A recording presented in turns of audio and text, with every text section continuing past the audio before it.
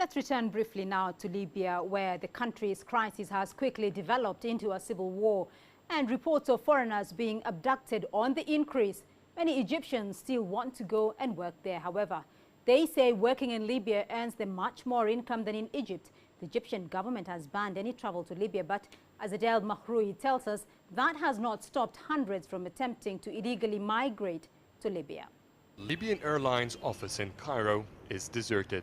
Months ago, during the peak of the Libyan conflict, Egyptians piled up in lines desperate to get a ticket. Lines were so long, people slept overnight waiting for their turn. The demand has vanished only because the Egyptian administration has banned citizens from going to Libya. Mohammed Makram is an electrician who used to work in Tripoli. He began working there in June 2012, a year after the Libyan revolution. The reason is because of the decent living, the income, and also that I want to save for my marriage.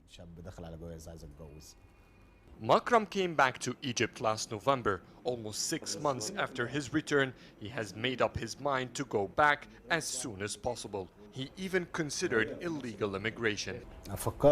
I work 3 days a week at best. In Libya, I used to have $500 in savings, but now I barely cover my expenses.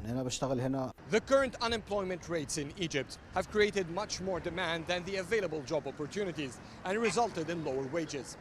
And as higher wages are the main reason why Makram and many more Egyptians seek to go to Libya by all means, it's also why many Egyptians decided to stay in Libya while the country's crisis got worse. I spoke to Ahmed Rushdie on the phone. He's a salesperson working in clothing in Tripoli. After the revolution, he decided to stay so as not to risk losing his job. But currently, he says, he's stuck in the western capital.